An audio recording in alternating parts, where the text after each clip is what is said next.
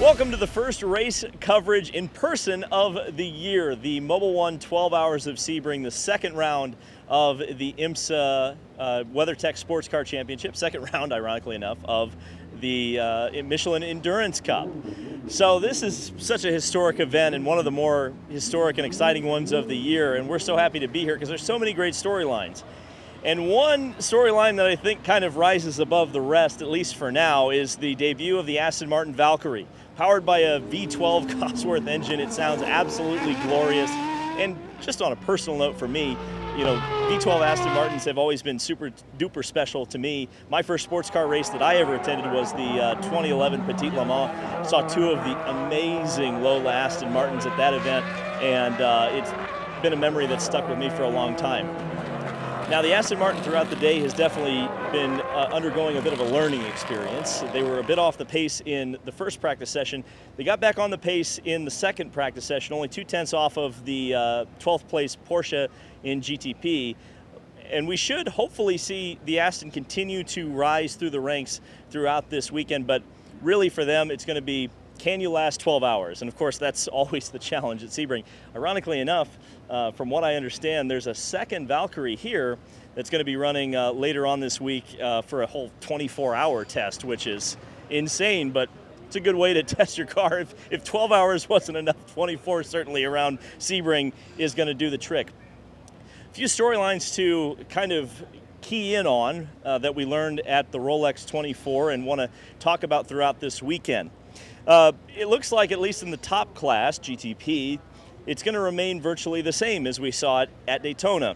Porsche, particularly Team Penske, versus BMW, and versus the Acuras from Meyer-Shank Racing. Now, can Cadillac move back up into the standings? I mean, I think the 40 Wayne Taylor Racing car could have contended at Daytona, but of course they got taken out in one of the massive crashes in the overnight hours. So we never really saw what that car could do, but at least for now, it's been a little bit quiet over at Wayne Taylor Racing in terms of race winning contention early on in the season. Lamborghini, it was the big story last year in terms of a new GTP car, similarly to Aston last year, and it's kind of the tale of, you know, new sports car programs. They either ascend very quickly or they fall off very quickly, and right now, the Lamborghini program, there's some question marks surrounding it. It's now run by Riley. Last year it was run by Iron Lynx, which was technically Prema. And, you know, Riley definitely struggled with the car. They got it very, very late for the Rolex. So this is really going to be the first true test of Riley running the Lamborghini in any kind of an equalized situation. So if they can have a good weekend and continue that throughout the season, the Lamborghini program might be saved. But if they don't have a very good season, this might be the last season you see that car. And of course, GTD Pro, a lot of beef, and not all of it on the racetrack. You think about the clashes between Corvette and BMW at the Rolex with the amazing middle finger thrown up by Tommy Milner. And of course, off of the track, we've had a little bit of controversy with the copyright rights to Rexy's teeth and whether or not you can put those on a rental car, and then FAF Motorsports kind of clowned on them a little bit to send that fan to this race, and then that fan wrapped their car in plaid. Of course, if we remember back at one point in the not so distant past, FAF Motorsports was a Porsche team, and of course now Rexy's in that spot. So something to keep an eye on and just keep in the back of your mind throughout this week. So something I did a couple of weeks ago that I'd like to talk about and show you a little bit more of is the fact that Hyundai sent me on a very, very far out of my comfort zone. They sent me to New York City and something called Hyundai Drivers Camp. Here's the footage. If you ever wanted to see me in pain, you're about to see it.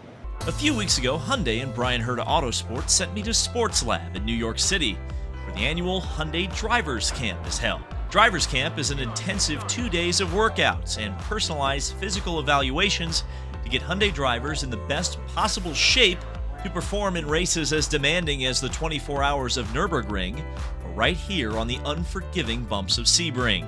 The catch was that Hyundai didn't just want me there as a passive observer, they wanted me to participate.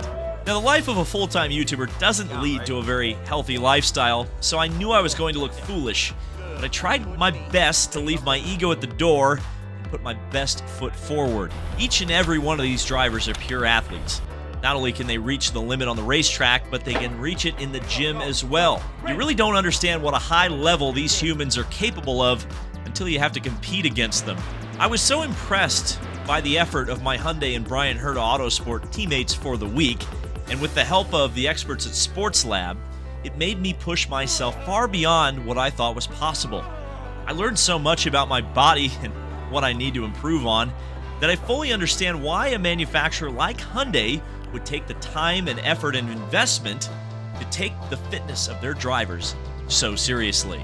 Despite some early apprehension and a few unplanned trips to the bathroom, my time in the gym was incredibly worthwhile. I couldn't have felt more welcomed by the folks at Sports Lab Hyundai and Brian Herta Autosport.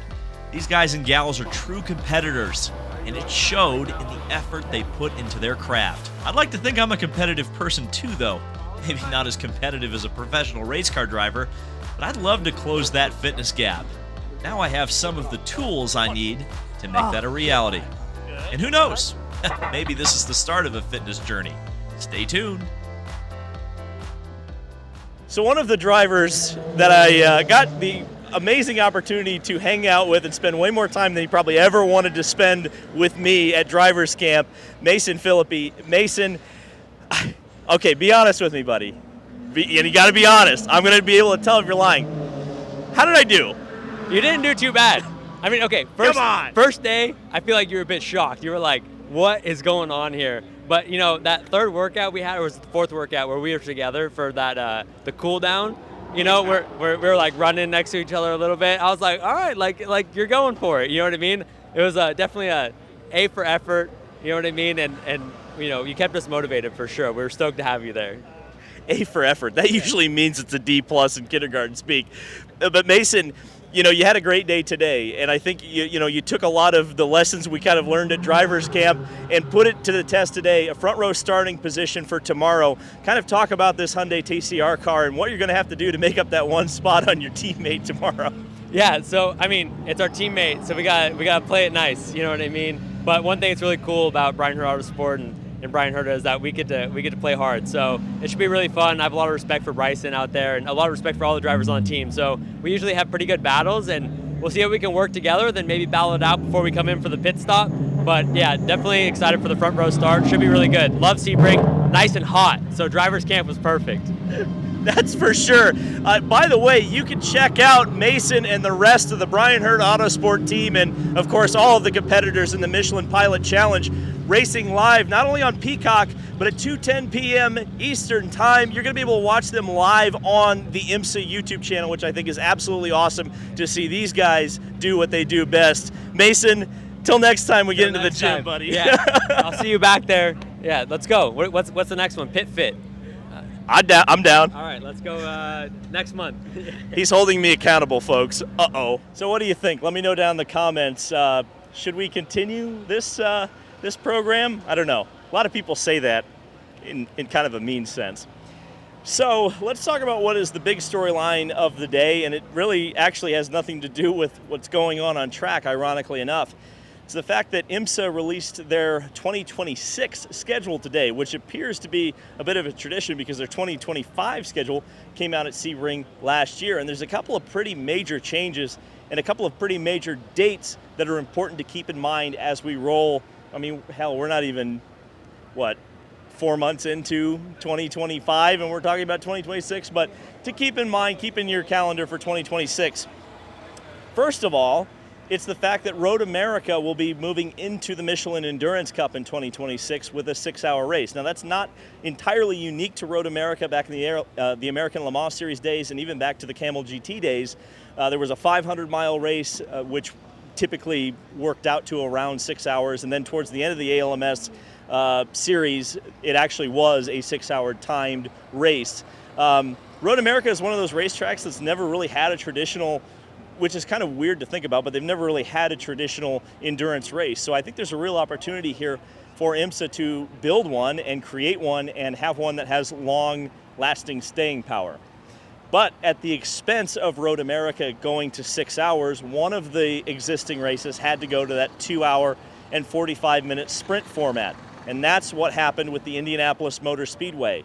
So if you want to see an endurance race with prototypes at the Indianapolis Motor Speedway, this year is your last year. This is the last year that the Battle on the Bricks will be run at the 6 hour distance. They go back to the 2 hour 45 distance in 2026. And I was able to ask IMSA President John Doonan about the logic behind switching the 6 hour from Road America from Indy. Could you just kind of expand a little bit on why the decision was made to make it a sprint round rather than an endurance round? Yeah, I think a lot of factors. One is keeping the schedule exciting and fresh, and had that conversation with Doug and Roger, as well as with Mike Kircher. Hey, Mike, love to have a 6 hour here. And then Doug and Roger, hey, would you be okay if we switch back to a 240? So you have those conversations with the promoters. You have those conversations with the race teams looking to have freshness in the calendar. The sensitivity about budget, which we talked about, is we just can't add another. So if you had a 240 at Road America, you can't just plop in another 3 hours and 20 minutes. It doesn't pencil for the race teams. We just hours on the engine, hours on the components, more tires, more fuel. It's really careful consideration with all those factors. So it was a lot of healthy discussion, and we have the beauty also for stability is we have long-term sanctioning agreements with all of our sanctioning and event promoters. These folks have said, we want IMSA, and we have said we'd like to bring IMSA to you. And that just creates a lot of stability. We want to keep it fresh, no doubt. We're looking at other opportunities, but that stability, I think, is really important for everybody's health of the sport. So there's a couple of things I wanted to discuss further about the schedule itself. One of the big things, I think, which kind of makes me breathe a sigh of relief, is the fact that IndyCar in Arlington will not clash with the 12 Hours of Sebring next year. That's something that I know I worried about, and many others within this industry worried about, because there's a lot of crossover, whether it's drivers, whether it's media, whether it's crew members, between the IndyCar paddocks and the IMSA paddocks. And anytime there's a major clash with a major race from either of those series, just makes things very difficult on everybody. So the fact that Arlington won't clash with Sebring, it's really good.